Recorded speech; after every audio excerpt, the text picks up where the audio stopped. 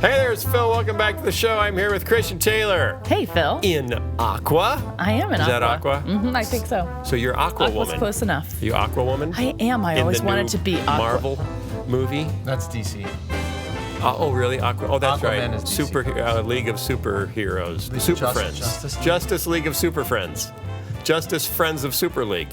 Whatever. And Sky Jitani, who's here as Dr. Evil. Hey, now, where's my mini-me? You're bald. Is there any hero that's bald? Mr. Clean. Marvel or DC? He's a hero. What about the guy from X-Men, Dr. Dr. Xavier. He's bald just to look smart, do you think? Probably. Because mostly people And are British. bald There to was a look study evil that or was done powerful. recently that found that bald. Yeah, you've bald- brought this up like bald men- 3 times, Yeah, and it wasn't recently because it was 2 years ago that you first brought it It's up. an eternal truth, Phil. Which is, I don't remember the That stat. people view bald men as being inherently better leaders and more powerful, but not as attractive. Yeah, Interesting. fine. I think people with really kind of loose, fluffy afros look like the best leaders. Why? Yeah. So I got an email from Ian Thomas Wilson who said, "Could you sing the theme as Tiny Tim again, please?" Only he actually mistyped it Tiny Time. Could you sing as Tiny Tiny Time. Time? And then the funny thing is that I retyped it into my notes, and I also mistyped it as Tiny Time. So there's something magical. It's hard to type Tiny Tim. You just want to put an E on the end. Tiny time. It's time. It's time for Tiny. Oh, I like Tiny Tim. Oh, hello, it's a podcast. What do you know? Oh, it's a podcast, and there's no video. Oh, it's a podcast, and then in here, the Phil Vischer podcast starts right here. We'll talk to Sky. Hello, Sky. Hi, Tim. Tiny. Call me Tiny. Tiny time. Tim's my last name. Oh. Tiny's my first name. And Christian, too. Hi, Tiny Time. And maybe a guest. Oh, no, just a helicopter here for you. That helicopter is actually, if you've seen What's in the Bible number 13, that was a prop in What's in the Bible number 13. We weren't supposed to talk about this I won't today. explain how that explains the Bible and the book of Revelation to your kids. You have to see to find out. Hey, it's a podcast, so lend an ear. The Phil Vischer podcast starts. I'm messing up. I've never played the ukulele before. The Phil Vischer podcast. I think I'm Mickey Mouse. That's what I was going to say. Hi, You sounded kids. like I'm Mickey Mouse. Oh, the Phil Vischer podcast starts right here. The Phil Vischer podcast starts right here. That was Mickey Mouse and Tiny Time. Or is it Mickey Moose? Mickey Moose doing With Tiny with an E on Time. Mickey Moose doing Tiny Time. We had a few people last week say the show got a little out of control. You should have heard the parts we had to edit out. That's true. True story. I don't know. I blame it on the Whoppers. Can I say one thing about that? Yeah. I want to thank our listeners for weighing in on our Facebook page. And if you haven't ever done that, please take time to go and say hello. Phil has a Facebook page. Where is it? How do you find it? Well, you find it by putting in Phil Vischer. Really? And That's all it takes? It comes up as a public figure. You'll see that there. And that is really where everybody interacts with us. And Sky and I do check it from time to time, and we also weigh in. Yep. So if you have yet to comment or say anything to us, please do, because we read those. And I just find the comments extremely helpful. So we try to listen to our Unless listeners. they're negative, and then I find them extremely unhelpful. Actually, even when they're negative, I think there's could be grains of truth in them. So Should we share why this information is so important at this particular go right juncture? ahead. Yes, let's do. So we've been having conversations about the future of this podcast and what direction it should take, and we are debating various strategies for how to both continue the podcast and what form it should take. Sky wants it to be a cooking and scrapbooking podcast. No, he doesn't. I'm not on board with that. But he has suggested that we do 2 episodes a week instead of Yes, one. a couple of people have said, what if you did 2 shorter episodes Say 25 minutes each. rather than 1 longer episode? Other people have said, what if you made it a little more organized and a little less, But other people have said, We like it we disorganized." like it disorganized, and it is fun. And so, I have said you can't please everybody all of the time. I know, I have found this to be true in my own life because my true. wife is really mad at me right now. It's only because she loves you, Phil. She wants what's best for me. That's right. That's right. So we're trying to figure it out, and we also need to figure out how to make a little income on it so we can hire somebody to do like guest booking and stuff and scheduling so we can have more guests. So there's changes in the works. There's changes in the works. We're having meetings, and I'm gonna wrap it up now. Good night. I don't know. Hopefully we will get it all organized and we can continue going. That's the hope. Two things I want to leave our audience with. One is what Christian already said, which is your input and feedback is very helpful, because as we make decisions, knowing what our audience is gravitating toward would be very helpful. And secondly, the success and future of this podcast really is ultimately going to rely on you guys telling your friends about this podcast and growing the audience. So if you want to see this continue and grow, please do your part and help us out and share with your friends. That's right. Now, what was cool? You want to know what was cool? What it was cool, Phil? I just spoke last Sunday in Ocean City, New Jersey. Ding! At the Ocean City Tabernacle. Ding! Which has been there for like 125 years. Ooh, I bet that was cool. Ding! Founded by some Methodist ministers. Ding! Why does he keep dinging? I don't know. I'm promoting Methodism. And it's the second time I've spoken there. But this was what's interesting, because I spoke in 2 services, and it's mostly people that are vacationers that either have summer homes there or they rent places there, and they want to go to church while they're there on the island because it's a resort island. And so they go to the old tabernacle, although they built a new one like 20 years ago. Is it a tabernacle as in a synagogue? Is it a tabernacle as... No, that would be a synagogue. Okay, so it's just a Methodist tabernacle. Yeah, it's non-denominational. Okay. It was just built, they called things tabernacles back then. It was popular. And it's still a tabernacle, which is why if you go to the Okoboji Lakes Bible Conference, you will meet in the tabernacle. Oh. Popularly known as the Tab. The Tab, yes. Which I always think of the soft drink. Yeah, there's that too. Yeah. See, and I think they could get sponsorship. My great-grandfather started the Omaha Gospel Tabernacle. Interesting. Which is now Christ Community. And technically, a tabernacle is a tent.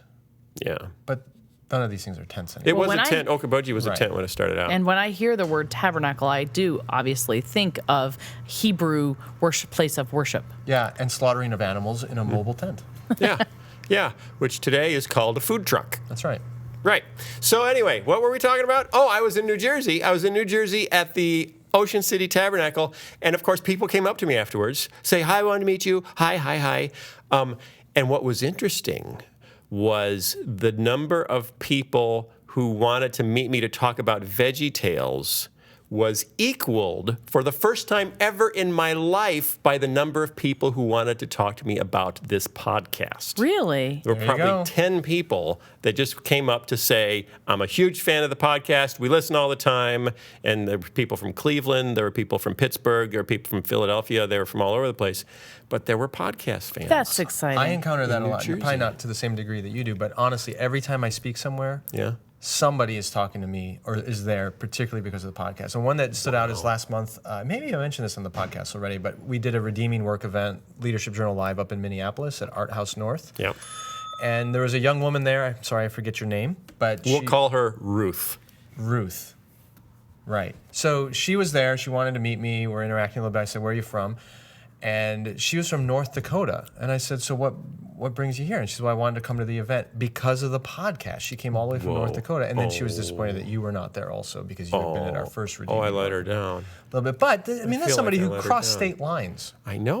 So we because of could the be podcast. guilty of interstate transport. Something like that. So- You know something like what that. I would also be interested in hearing from our listeners is if you could summarize why you feel like this podcast is important or different, or I'd really be interested in hearing that from That would them. also help us go raise some money from wealthy folks. Yeah. Because they want to know that it's not just the same old. So what is it about this podcast Christian that radio. makes people want to Is it come? the fact that Sky and I are so drably attired and Christian is so regularly bright? I do not think that's what it is. That could be it. But whatever it is, unusual. if you could, on our Facebook page, let us know why you think that was Is it because important. we have 3 very different lengths of hair? We do. Like Goldilocks. Yeah, this one's too short. This one's too long. This one's just right. Yeah. That's me. I'm pointing to me, all you listeners And at I have home. one more question. Yeah. The other question I'd like to ask is, if you could see us address different things or change things, what would they be? Oh, should we all have the same length hair, for example, or wear the same? What if we had a uniform, like on Star Trek? We all wore the same You know, clothes. all future utopian societies wear one-piece uniforms. Yeah, and if I referred to Christian as Yeoman Taylor. That does not work. Okay. Doesn't work for me. Yeah. First story of the week. Let's go. Got a few stories. I have something that I have to just rag on a little bit, and I've ragged on it before, and I'm sorry, but it really annoys me. It's sort of like a bee in your bonnet. It's a bee in my bonnet. Phil's griping. NASA says once again. Oh, here we go. I know what's Once coming. again, they are on the verge of discovering alien life. You know, they're looking for money. That's what this is about. Probably. Every time they get short on budget, hey, we're about to find We're aliens. so close. They're right around the corner. We think we saw one, but he ran away too fast. I hear If there's only we had $1 billion more dollars. I hear there's a whole lot of them at the Texas border. Okay, as NASA prepares to launch a powerful new satellite into space, powerful and no doubt very expensive, a team of experts from America's Space Agency said it's increasingly likely that alien life will be discovered within 20 years. In a posting on its site, NASA said this new research tool will show that finding life beyond Earth is within reach. That's an odd. I don't even know what that means. This Very close. new satellite will show us that finding aliens is achievable. But like you've said What could before, that even mean? why do we want that? Because Matt Mountain, director and Webb telescope scientist at the Space Telescope Science Institute in Baltimore, Maryland, that's a mouthful. His business card is a mess. Just imagine the moment when we find potential signatures of life. Imagine the moment when the world wakes up and the human race realizes that its long loneliness in time and space may be over. I'm not lonely. How many of us are lamenting our loneliness as humanity? Not me. Do you know how many ants there are? A zillion. There's like a zillion ants for every person. You know that if you took every person and put them in a pile, and you put every insect in a pile, those two piles would be the same size. No, it would not. Yes, it would. How in the world does somebody come up with that statistic? I'm just saying, there's a lot of I was insects. wondering why I was asked by a scientist to get in a pile last weekend. Is that what that was about? There is no way there's the same amount of people as there are Not insects number, in the world. no, total mass. Mass. Total mass. There's actually more insects than people. But when Do you want to go through your illustration again? I'm sorry, I missed let's see that. if we- yeah, it's total mass. It's the pile size. Sorry, I wasn't Yeah. listening Pile well. size. Got it. Okay. Astronomers think it is very likely that every single star in our Milky Way galaxy has at least one planet. Based on those predictions, NASA believes there could be literally 100 million planets within our own galaxy alone that could host life. What we didn't know 5 years ago is that perhaps 10 to 20% of stars around us have Earth-sized planets. I should say this like Captain Kirk. Have Earth-sized planets in the habitable zone. He does not said, sound like that. It's within our grasp to pull off a discovery that will change the world forever. That's better. It's within our grasp. It is okay, here's the problem. All we need Here's what this is annoys me. $19.95, 3 monthly installments, and one of those stars could be named after you. Here's what annoys me about this. There is a worldview premise in this that they just ignore. They just gloss over. Okay, they think there are a lot of planets that may be similar to Earth. That's Okay. premise one, okay? Big assumption. Good, fine. Well, they'll eventually we'll find out that that could be true. Eventually, yes, we could verify. There are Earth-like planets. Therefore, there must be life on them. Because life spontaneously erupts on Earth-like planets. Because life spontaneously generates. Wait a minute. How do we know life spontaneously generates? Well, because there's life on Earth. And there's no other explanation for life on Earth other than that it's spontaneously generated. Well, and the other thing is, if you bump into another Earth, but it was Earth a couple 100 million years they ago, would really mess up their atmospheres. there'd be no life. So there may be Earth-like planets out there, but from what stage in Earth's history? Well, Because there were stages when there were no Earth. Now, That's let me ask you not my this. point at all. I understand What but if? Guy. What if Yeah.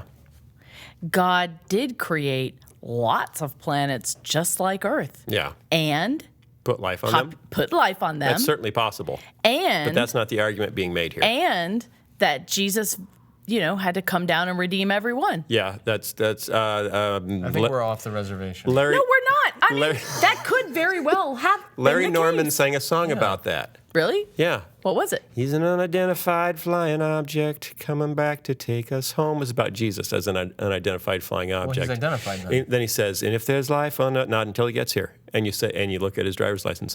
And if there's life on other planets, then I'm sure that he must know and has been there once already and has died to save their souls. Look at that. See? See, It's he true. sang that in like 1972. How do you know the life on other planets are under the guilt of sin for Adam and Eve? Because they're jerks. Because They have their own Adam and Eve. If he created other Don't they? planets, I guess I'm assuming that. Well, he did create other planets. We know there are other planets. Well, I mean, if he did create look at Mars. life on other planets. Oh, if there's life on other planets. Intelligent life, sentient life. That's Yes. a whole nother thing. See, then. my whole problem with this is that the assumption that they have made that no one brings up is that they are completely ruling out the possibility of intelligent agency being responsible or any agency outside the system being responsible for life on Earth. You have to rule that out to get where they're going. But your argument is also what scientists chafe about because they will say religious belief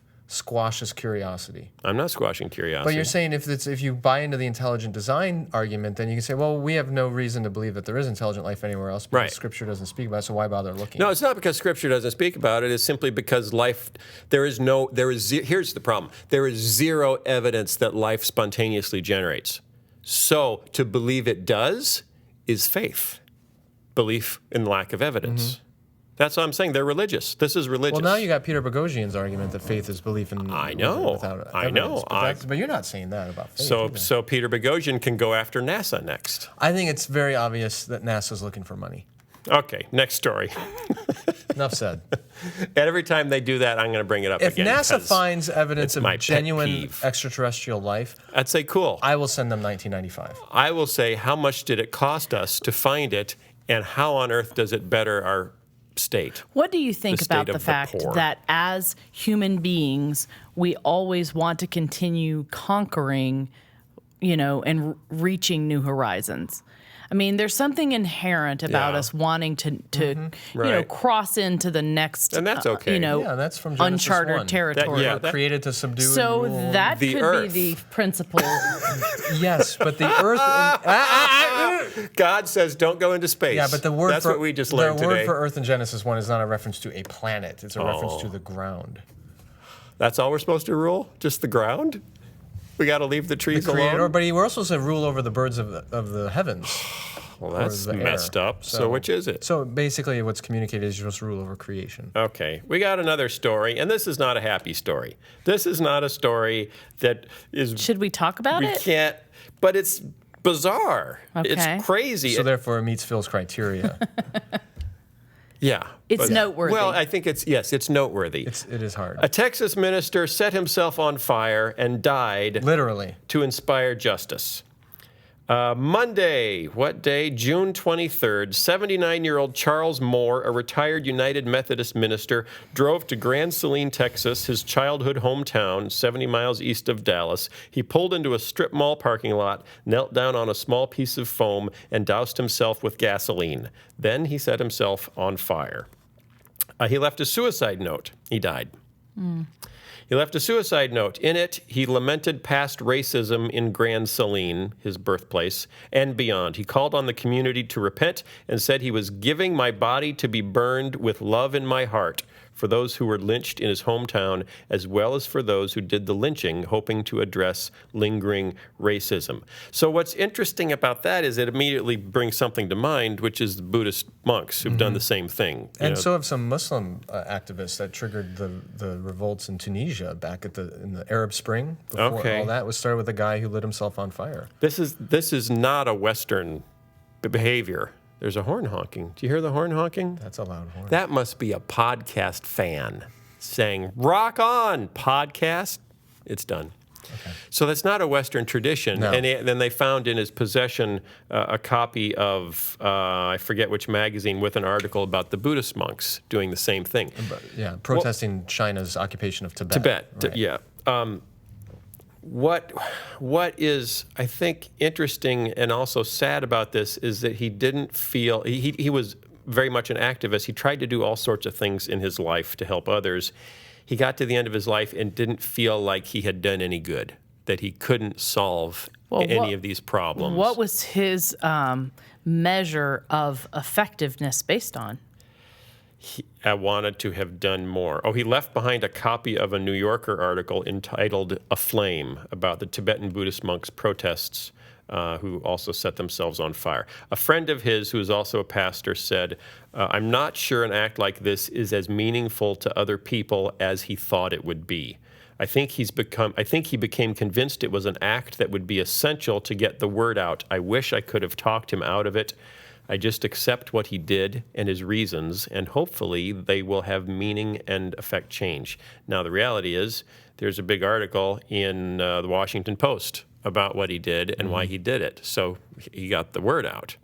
It seems kind of sad to... But to make the leap that, okay, people are going to hear that I burned myself in protest of this, and that's going to change their behavior, I think is unrealistic expectations. It seems like a very different issue than in Tibet, Right. where you're powerless against the government so that you feel that's your only recourse. Right. And when my first run through the article, I thought, oh, this guy's got to probably be mentally ill. He's sick in this way. But it's pretty obvious that he wasn't. He was clearly in his right mind. Well, he wrote a very eloquent letter. Yeah, when you read his letter, it was kind of heartbreaking because what becomes clear is he's fought all of his life for things like racial justice and inclusivity, and talks about if the Bible stands for anything, it's about including outsiders. And he felt very burdened by the injustices and racism that existed in his hometown and the lynchings that went on when he was a boy.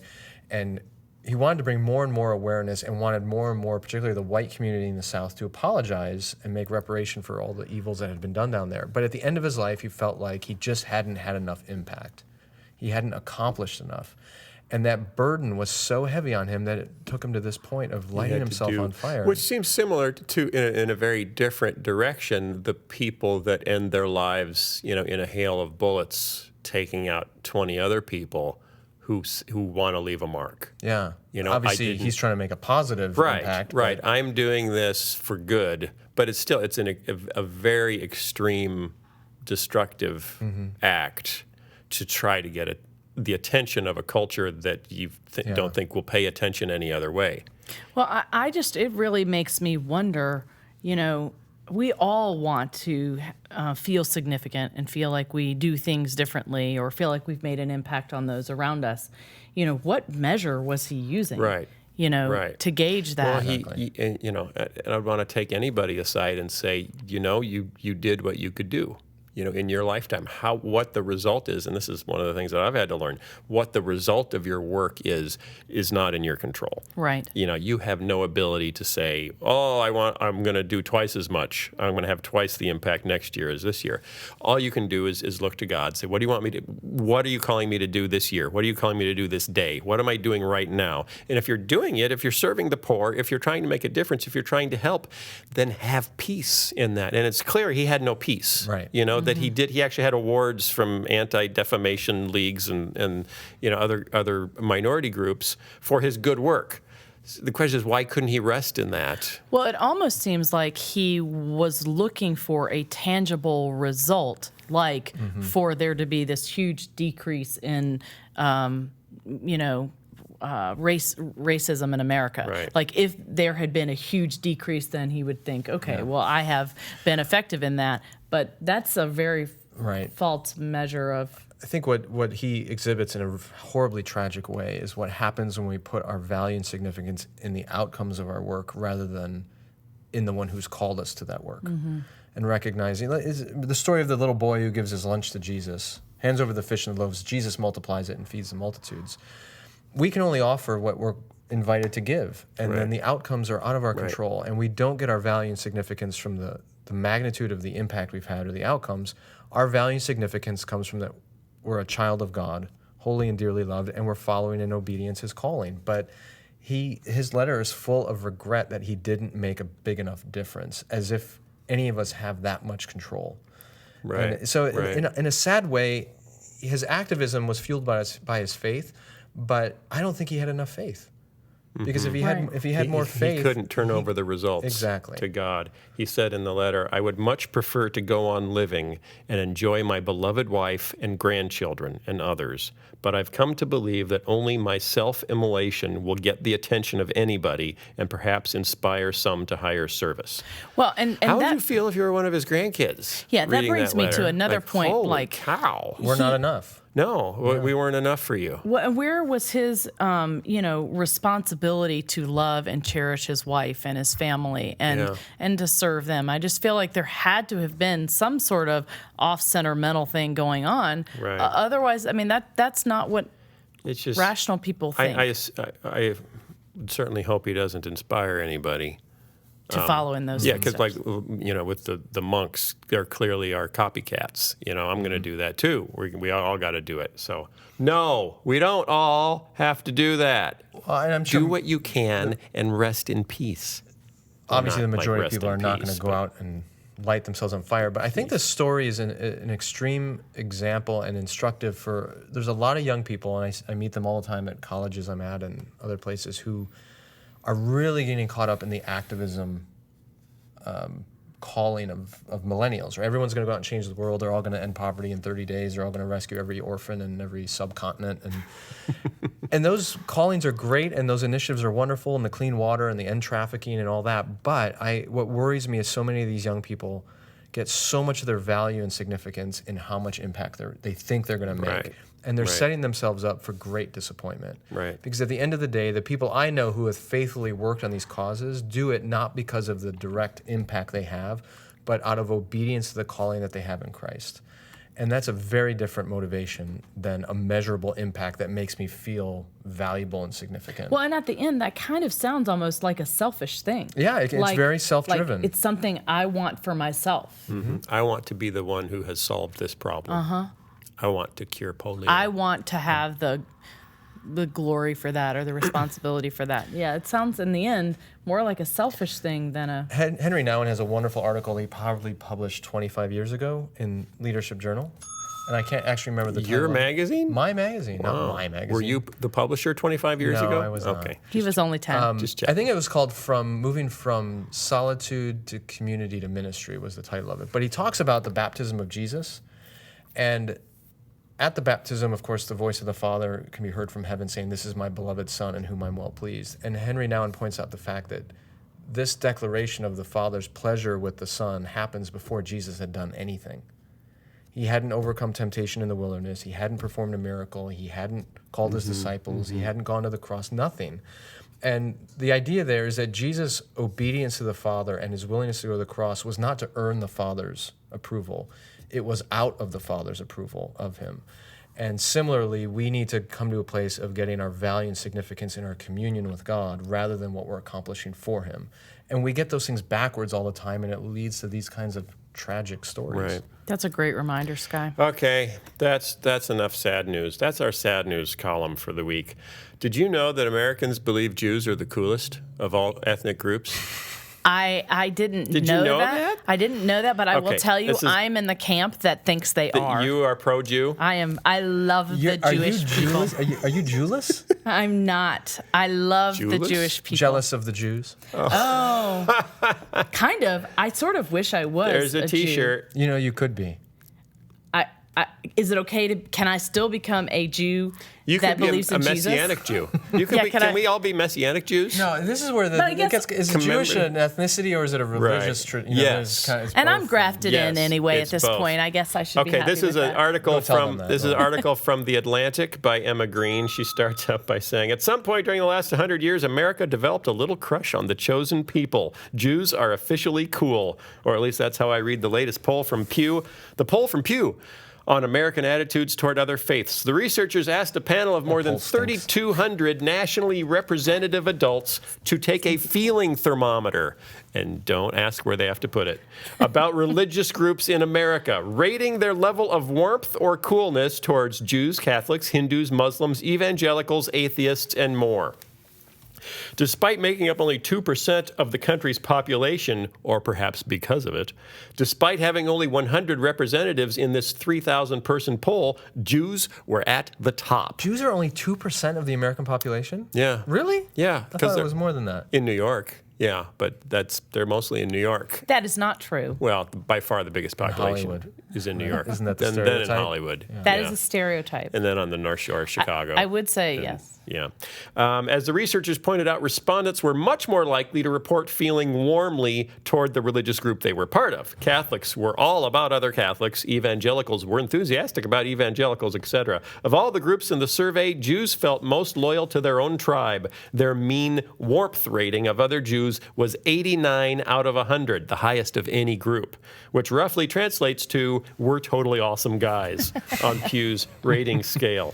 So they like themselves. Jews got the highest overall ratings from everybody, except for the own group. That is a really significant shift Yeah. in American culture, because there was a time where anti-Semitism was huge. Massive in A this good country. chunk of the respondents said they don't even know any Jewish people. Only 60% said they'd ever met a Jew. Wow. But we just love them. How do you think that happened? Jerry Seinfeld. Well, I think it's two things. So when you look at the actual breakdown of the statistics, which is hard to do in an audio podcast, Yeah. a huge number of evangelicals have a very positive Yes. view of Jews. So I'm thinking some of that has got to be doctrinal bias. Yes, white evangelicals rated the Jewish faith more highly than respondents from any other religion. They were more enthusiastic about Jews than anyone besides Jews themselves, which certainly goes against the notion that Christians are anti-Jewish, that we were anti-Semitic or that we blame Jews for killing Jesus. No. We evangelicals just love Jews. Well, there is a popular evangelical love them. viewpoint from which we talked about before, that dispensational idea that the Jews are God's chosen people, and and if you do right by the Jews, God will do right by you, and that's fueled a lot of American political engagement, even with Israel. So what is the least popular group among others? Evangelical Christians. No, actually, no. Partly because there's so many of us, and we got to vote we all voted too. for ourselves. We think we are great. No, overall, the least Atheists and agnostics. Muslims. You forgot about Muslims because we're convinced they all want to blow us up. Oh, yeah. So There's a stereotype that they're all terrorists. yeah. After that, atheists. Mm-hmm. Atheists are the second least popular group. Atheists. But you're making them more mainstream. Atheists are just as fond of themselves, exactly as fond of themselves as white evangelicals are of themselves. So atheists and white evangelicals both are highly positive about their own group and highly negative about each other. So white evangelicals mistrust atheists more than any other group. And vice versa. And atheists mistrust white evangelicals more than any other group. Which is what made your conversation with Peter So Boghossian beautiful such an and it's like, guess who's heartwarming. coming to dinner? It's exactly like that. Well, that's what I'm saying. What I love is that in that interview that you did and the conversations that you had, it showed us they're not as big and bad as everybody thinks. And I'm sure, I hope, his audience found out that you weren't as narrow-minded and horrible as they think. We hope. We can always hope. So what do we learn from that? Yeah, what do we was learn the about takeaway? Jews? Jews as a group don't take strong positions that upset other groups in general. That's right? because they You mean feel like politically? Yeah, like politically, socially, culturally. I mean, Jews as a group, and also because you've got conservative Jews and you've got liberal Jews, so they all kind of blend together. Well, and again, being Jewish is an ethnicity as Right, well as, and for a lot of right. people, it's only an ethnicity. right. It's not a and we feel religious so bad idea. about what they've gone through. a Historically, sympathy factor, we learn that yeah. in school growing up, and you think, oh. Well, and you made the point on a very early podcast, which terrible. I'm not going to necessarily affirm, but the point that. But you're going to repeat? Well, no, but I think there's a perception issue there where there are a lot of Jews in entertainment Yeah. industries who are very well liked because of the television factor, Right. or the movie factor. So Right. Mel Brooks and, Jerry 100, Seinfeld. well, 80 years ago, they changed their names so they wouldn't sound Jewish because there was anti-Semitism. Right. Yeah. The largest entertainment law firm exists because of anti-Semitism. Did you know that? I did not. Did you? It's Loeb and Loeb. Loeb and Loeb is the largest entertainment. Loeb? Loeb and Loeb. It was started by the Loeb brothers. And you know why the Loeb brothers? They were two Jewish lawyers in Los Angeles Do you know why they started a law firm? Tell us, of Phil. their They own? couldn't get representation anywhere else? No, they were lawyers. They didn't need representation. I mean, they couldn't get, other Jews couldn't get represented anywhere else. Because in the early 20th century, many law firms would not hire Jewish lawyers, and even those that would, they could never become partner. So even in New York, Like golf clubs. you couldn't be a member of a country club. Right. You couldn't be a member of the horse track. You couldn't have a horse at Belmont. And you couldn't make partner. You could never make partner. So the Loeb brothers started their own firm. Now, when the filmmakers from New York moved to Los Angeles, they were almost entirely Eastern European Jews. And they wanted to work with other Jews. So they found the Loeb brothers, and now Loeb & Loeb is the biggest entertainment law firm in the world. Isn't that funny? Anti-Semitism made a hugely successful law firm. So let me ask you this. How far back does that anti-Semitism in America go? I don't know this history. To the so- beginning. To the beginning. Well, there was anti-Semitism in Europe. Yeah, so the people that came over would have been anti-Semitic when they landed. You go back and study the American Revolution, and a lot of people don't realize this, but It was mostly against Jews. no. Is that what you're going to say? It was no, but one of the major components used to motivate the colonies to side with the revolution against the king was anti-Catholic rhetoric. Yeah. Because they were saying that the English government was getting too cozy with Catholics, and it was anti-Catholic attitudes that led a lot of Americans to side with the revolution. We were talking about Jews. I know, but my point was that there weren't enough Jews in the colonies at the time to be against them. But right. at different seasons in American history, there's always been an immigrant group that has been the object of discrimination. So early on, it was the Catholics. Eventually, it became the Irish, who are also largely Catholic. Right. And later on, it became the Jews. Are we too fractured now to have a single... I mean, because some groups would go, so it's the gays, and other groups would say it's illegal immigrants, yeah, and I other think groups would say it is fractured. it's evangelical Christians. Well, you look at the rhetoric that's going on now about immigration reform, and there's a lot of rhetoric. resentment that these people come in. This has always been true in American history. The newest group that comes in is taking our jobs, or it's hurting us economically, and they become the object of discrimination. Do you know who's the most popular Jew of all time? Jesus. Ding! Guess we knew that. A new survey. Were you trying to stump us? I didn't know if you would That's get too it. easy. I didn't know, because you might not know that he was Jewish. You think we were going to say that- Barbara that's a trick Streisand? Or question. That really confused me when I was a kid. Yeah, that Jesus was Jewish. I didn't understand why we weren't Jewish. If Jesus was Jewish, why aren't we Jewish? right? I didn't get it. It took me a while. How long? I don't know. Did your Hindu father explain it to you? I don't think he knew. Well, I'm go see my boy. Let me here we go. unpack this for you. He's not a practicing Hindu anyway. Jesus. No, but he Was does he sound ever? a little bit like that, doesn't Oh, I'm he? sure when he was a kid, he grew up in a Hindu home. But he, Okay. Did he grow up in India? Yeah. Oh, when did he move? After medical school? Oh, okay. Well, he's lived there a long time. Yeah, he was Does there he a long sound time. like Phil? No. I mean, he's got more of an English What accent. does he sound like then? I say. Not that. Cheerio. Come on, come on. I don't know. He's got a little bit of an accent. Let me I'm hear. headed back I to don't need Bald to do that. Bay. Come on. Let's hear. We'll have him on sometime. Does he have a monocle? Does he ride around with a riding crop like a British? Hello. He wasn't Lord Mountbatten. I mean, he was on the other side of that equation. Okay. Fine. Moving on. Oh, great. I turned the page by accident.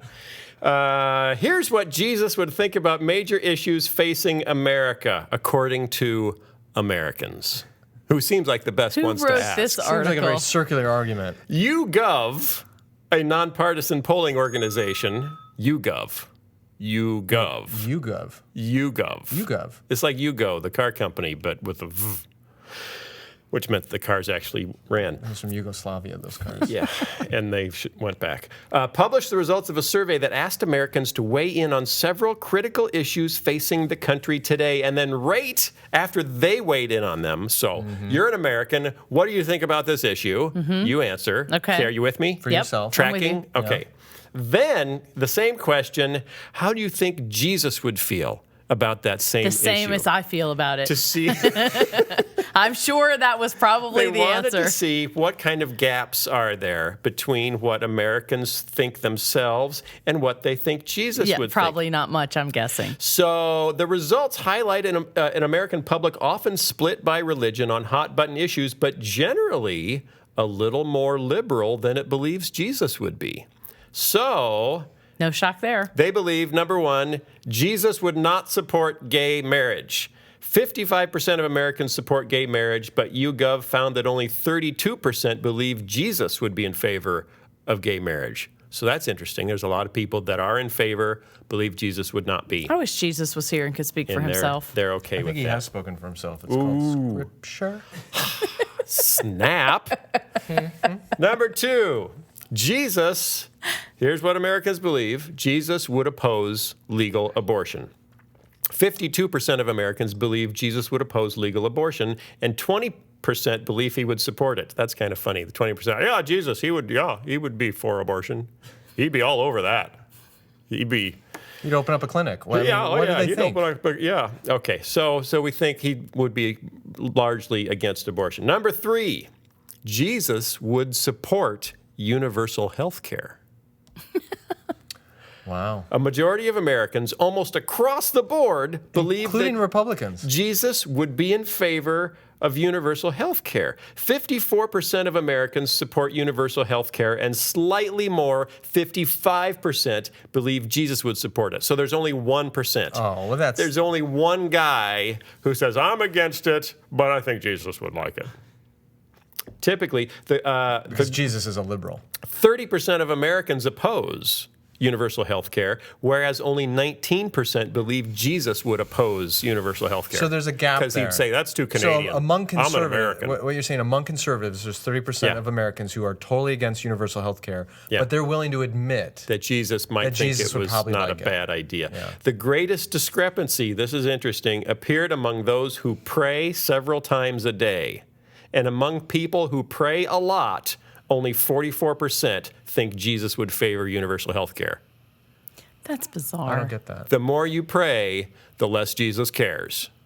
I'm not sure what that means. The more you pray, the less you think. So the more you pray, the more conservative you probably are on the issue Apparently, of health care. and you've associated health care probably with like some of these issues with government intrusion into personal freedom. So Jesus would be pro-personal freedom, so therefore anti-big government, so therefore anti-universal health care. The interesting thing, though, is universal health care, that phrase in and of itself does not mean government-run health care. Right. What does it mean? It just means McDonald's everyone could has do health it. care. McDonald's could give everyone health care, or Walmart, So- or Google. That's about it. Or the government. Pick which one. Which would you prefer having your health care provided Google. by? The Google, government, totally. Google, I would want Google to do it. McDonald's, or Walmart. Google. Stand by my answer. Who would I want to More provide than the my government? Oh, absolutely. You mean just pay for it? Organize Provide it. it. Well, I Provide don't it. want anybody. Provide it. I want a doctor to provide my health Yeah, care. but if you're going to have somebody do it, tell me you wouldn't want Google to do it. I mean, I want if somebody's Google going to give provide my health care with a self-driving car that just comes to my house and probes me. I don't think I want a corporation in charge of my health care whose unofficial motto is "Don't be evil." Well, that's good. I don't want evil but if they have to be healthcare. reminded That's of their it, unofficial it's up on the wall. It's up on the wall. If you need to be reminded of that every day, I'm not Because sure they're you should be constantly working. tempted to evil. Exactly. They're like, oh, right, don't be evil. Don't be evil. Keep forgetting. I think they were trying to say in a funny way, be good. Number 4, I think it was a reaction. How would you feel if you walked into your doctor's office and on the wall it says, "Don't be evil"? It was a reaction when it was founded. It was a reaction to Microsoft, which was considered the evil empire. Wow. And so all these basically hackers that kind of wanted to work together and came together Don't for be part of Google the evil were empire. saying, don't do the things that Microsoft does, which are anti-competitive. That's what it meant. Whatever. Yeah, don't whatever me, pal. I'm going to send my self-driving car to give you an exam.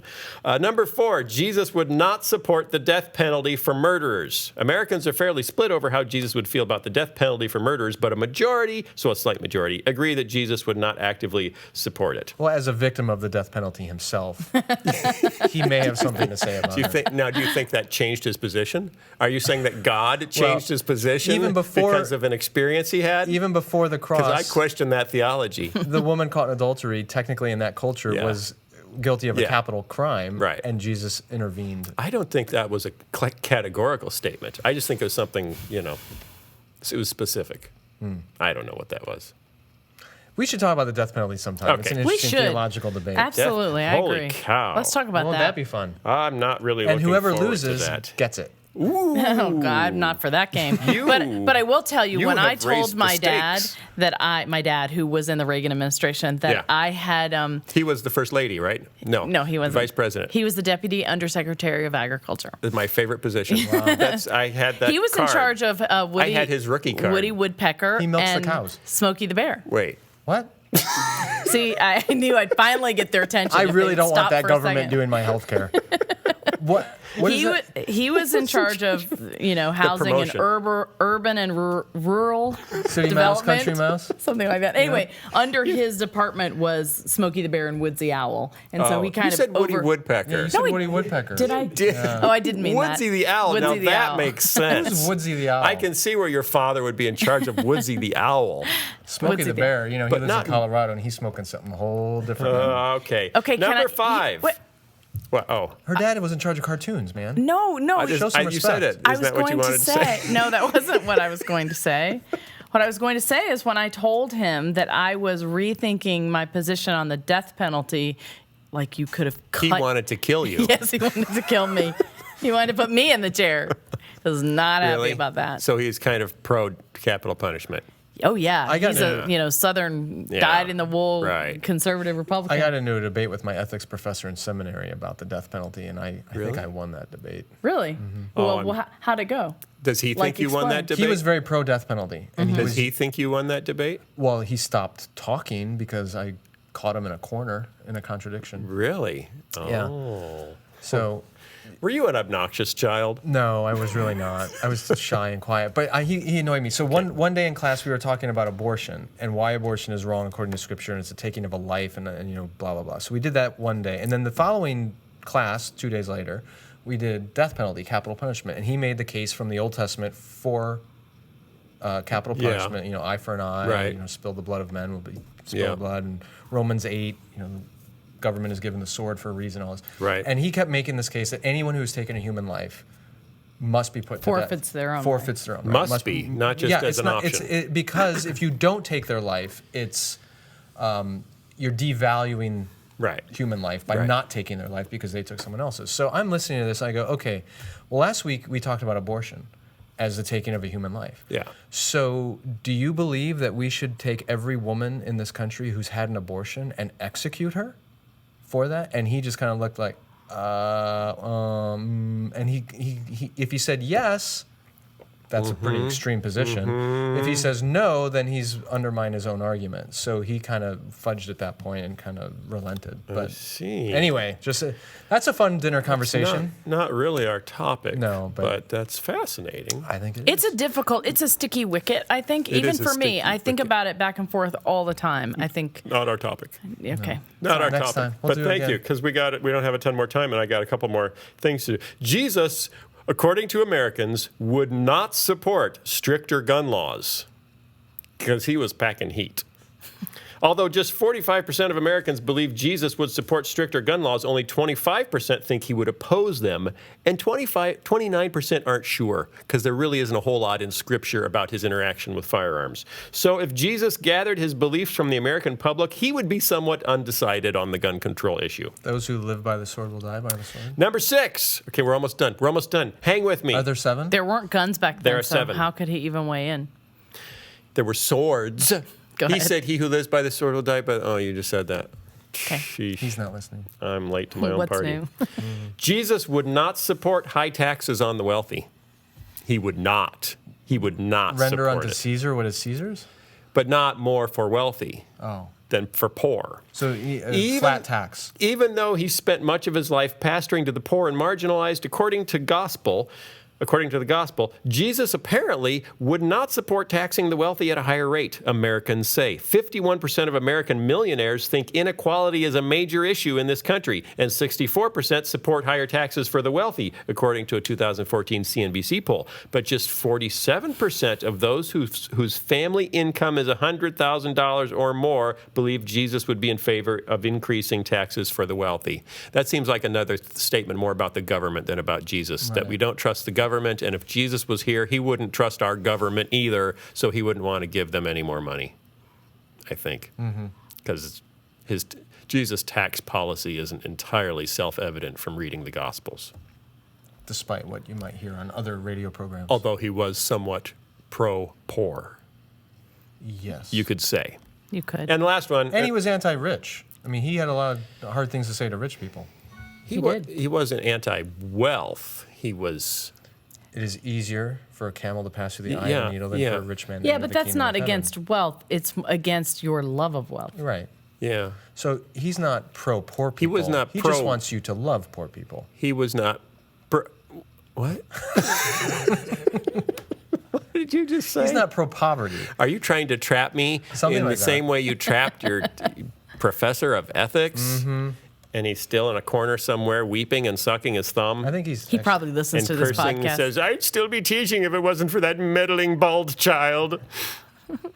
The last one. that Jesus, sounded like I wa- I a wasn't- cartoon evil I guy. know, I wasn't bald then. last one, but you were meddling. Last one. Jesus would support reducing carbon emissions. There was a group of nuns who had that thing about what would Jesus drive, and they were all in Priuses or The something. nuns on the bus? No, Is it that was- a different I think it was bunch of nuns? These were nuns in a Prius. Which bunch of nuns are you talking about? These were nuns in a Prius. They were like clowns in a car. There was like 14 of them stuffed into a Prius, and they just keep coming out. Well, that's because their habits are mostly air. They're really wiry little guys. Most of what you see is air. Except Mother That's why Superior. you can pack like 100 in a box. Mother Superior on EWTN? That Mother Superior? Is she still going? I think she's done. But, yeah. She's awesome. Okay. A majority of Americans believe Jesus would support reducing carbon emissions, though the survey did not specify how he would go about it. Well, clearly he would do it miraculously. Would Jesus be a solar power advocate, a composter? We may never know. Now they're getting funny. 67% of Americans support the new Environmental Protection Agency rules aimed at cutting carbon emissions, 30% by 2013. Significantly fewer, but still a majority, 52% believe Jesus would support reducing emissions. 13% believe he would oppose reducing carbon emissions. Say what? I don't know how No. in the world. That's the same one about the abortions. We're messing up how the in earth. the world would anybody even say that? Let's mess it up some more. I can always make a new one. Right. I could just go like that, make a new one. So, You know, what comes to mind here is Abraham Lincoln's famous quote when he was asked, do you think God is on the side of the North or the South? yeah. And he said, the real issue is not whether God's on our side, but are we on his? And in all this stuff, we want to import and Right. recruit God or Jesus to be on our side in whatever the issue is, but God made us in his image and we're returning the favor. Voltaire said that. Yeah. Okay, what am I singing about? Self-immolation? No, thank you. What rhymes with immolation? Evacuation. Demolition. What Demolition. would Demolition. Jesus do? Would he vote the same way as you on all the key issues of the day? Would he vote your way? Or might he have something else that he's trying to say? Oh, can we find out what he would do from reading the Bible? Can we? I think so. Or do we need to read commentaries too? That wasn't really the end of the song. That was profound. Because that would be a terrible ending of the song. We need to pray to the Holy Spirit, who's played by Oprah Winfrey. And Check out last week's episode if you don't understand that. that. She actually plays God the Father, but I didn't know who played the Holy Spirit. Are we done? Good night, America. Bye, everybody. Yeah.